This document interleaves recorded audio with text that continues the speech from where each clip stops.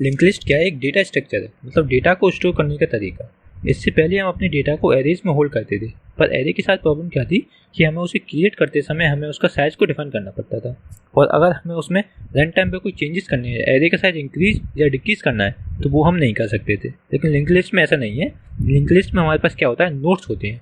Node का मतलब है कि एक यूजर डिफाइंड डेटा टाइप जिसमें हम अपने डेटा को स्टोर कर सकते हैं, और नेक्स्ट वाला जो भी नोड है हमारे पास उसके एड्रेस को होल्ड कर सकते हैं।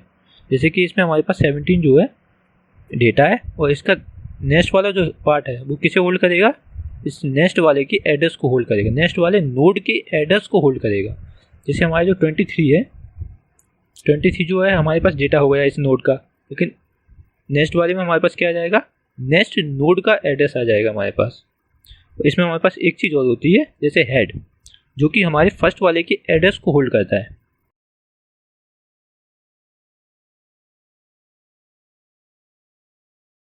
तो सबसे पहले हम नोड क्लास को क्रिएट करते हैं अपने क्लास नोड, जिसके अंदर क्या होना चाहिए? एक तो डेटा होगा हमारा, दूसरा नेक्स्ट नोड का एड्रेस, उसका डेटा टाइप क्या होगा? नोड, क्योंकि हम नोड के एड्रेस को होल्ड करवा रहे हैं। उसके बाद इसमें एक कंस्ट्रक्टर बनाते हैं हम, जो कि डेटा को एंटर करेगा डेटा के अंदर, जिसका यूज़ करेंगे हम डेटा के अंदर डेटा को एंटर करने के लिए, क्योंकि सेम नाम है हमारा डेटा का।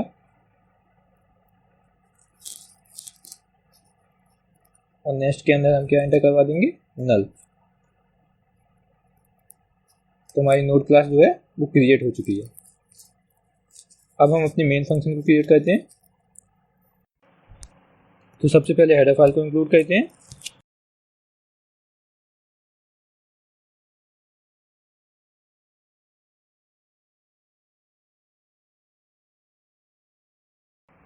इसमें हमने जो अपनी नोड क्लास बनाई उसे भी इंक्लूड करना पड़ेगा हमें। तो उसके लिए हम लिखेंगे इंक्लूड node.cpp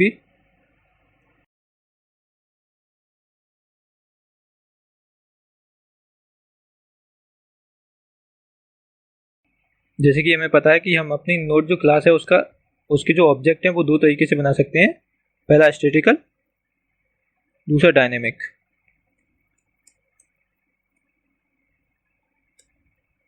तो हम सबसे पहले स्टैटिकली बना के देखते हैं ऑब्जेक्ट्स को। कैसे बनाएंगे हम? सबसे पहले नोड बनाया हमने n1, जिसके अंदर हमने डेटा पास किया 10। इसी तरह से हम क्रिएट कर सकते हैं नोड्स को।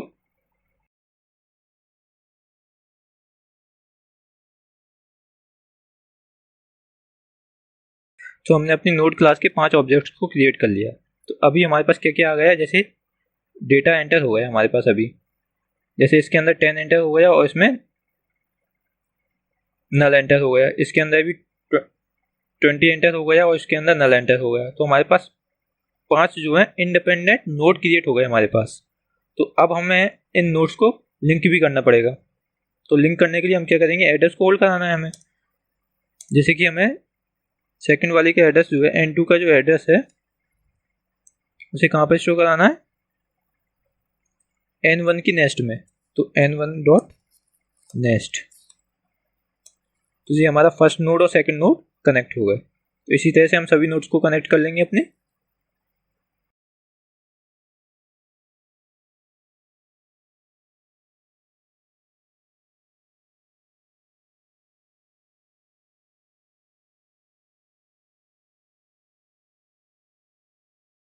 तो हमने क्या किया? n1 की नेक्स्ट में n2 के एड्रेस को होल्ड करा दिया, n2 के नेक्स्ट में n3 के एड्रेस को एंटर करा दिया, n3 के नेक्स्ट में n4 के एड्रेस को एंटर करा दिया, n4 की नेक्स्ट में हमने n5 के एड्रेस को एंटर करा दिया, और n5 की नेक्स्ट में क्या होगा हमारे पास? नल। तो हमारे पास लिंक लिस्ट क्रिएट हो गई। तो अब हम लिंक लिस्ट को प्रिंट करते हैं अपनी। प्रिंट करने के लिए सबसे पहले हमें हेड लेना पड़ेगा।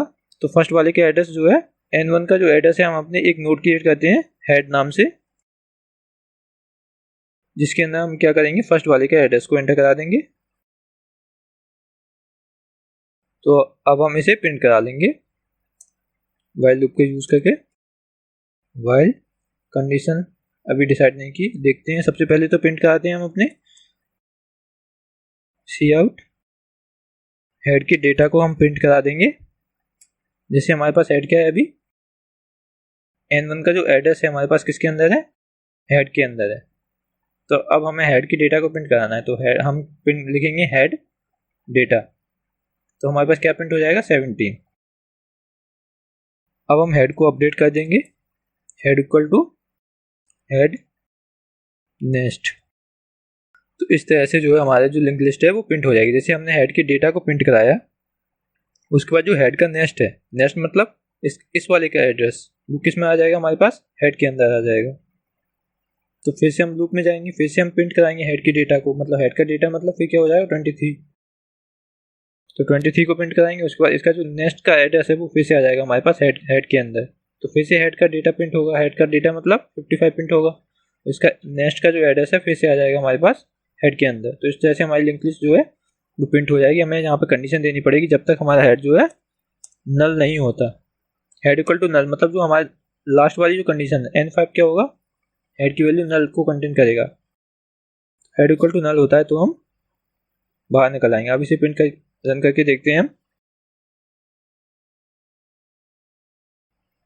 तो हमारी लिंक लिस्ट जो है वो प्रिंट हो गई। अभी हमने इसे कैसे किया, स्टैटिकली। अब हम इसे डायनेमिकली भी कर सकते हैं। तो डायनेमिक कहते हैं इसे। सबसे पहले तो डायनेमिक ऑब्जेक्ट क्रिएट करने के लिए हमें क्या करना पड़ेगा, नोड N1 जो कि पॉइंटर होगा हमारे पास, डेटा को एंटर करा देंगे हम अपने, जैसे कि 17। इसी तरह से हम अपने ऑब्जेक्ट को क्रिएट कर लेंगे डायनेमिकली।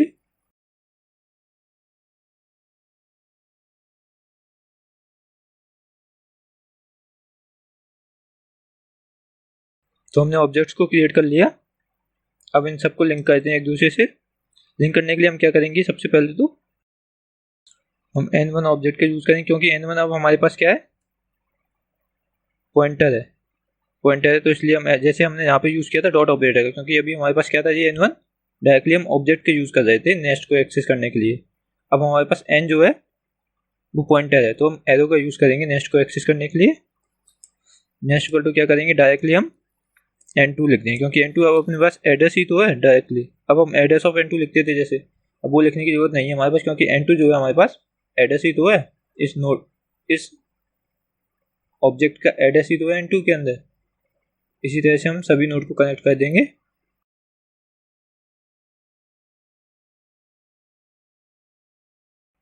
तो अब हम इसे प्रिंट करते हैं। तो प्रिंट करने से पहले सबसे पहले हमें हेड डिसाइड करना पड़ेगा अपना, हेड क्या होगा हमारा। उसके लिए हम क्या करेंगे, node head equal to N1। अब हम वाइल लूप का यूज करेंगे लिंक लिस्ट को प्रिंट करने के लिए। कंडीशन भी सेम रहेगी हमारे पास जब तक हमारा जो है हेड नॉट इक्वल टू रहता है नल के।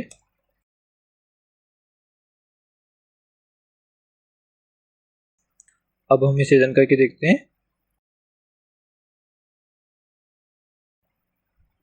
तो हमारी जो लिंक लिस्ट है वो प्रिंट हो गई। तो अब इसमें एक चीज़ और बतानी थी, जैसे कि अब अगर हमें दोबारा से इस लिंक लिस्ट को प्रिंट करना है तो हम क्या करेंगे, वाइल लूप का यूज़ करेंगे। इसी वाइल लूप को फिर से उसे रन करके देखते हैं। हमारी लिंक लिस्ट जो है दोबारा प्रिंट नहीं हुई। ऐसा इसलिए हुआ क्योंकि हमने हेड को ही चेंज कर दिया। अपने हेड को हम क्या कर रहे हैं, हेड इक्वल टू हेड को ही चेंज करते जा रहे हैं, जबकि हेड को हमें बिल्कुल भी, हेड को हमें छेड़ना ही नहीं चाहिए बिल्कुल भी। तो उसके लिए हम क्या करेंगे, एक टेम्परेरी वेरिएबल बनाएंगे नोड, जिससे हम अपनी लिंक लिस्ट को ट्रैवर्स कर सकेंगे हर बार। जब भी हम अपनी लिंक लिस्ट को ट्रैवर्स करेंगे वो टेम्प की हेल्प से करेंगे।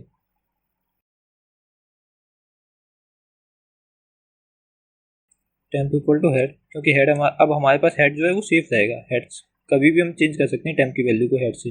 तो अब जो है हमारी जो लिंक लिस्ट है वो हम जितनी बार चाहें उतनी बार प्रिंट कर सकते हैं। तो हमारी जो लिंक लिस्ट है वो 3 बार हमारे पास प्रिंट होकर आ गई।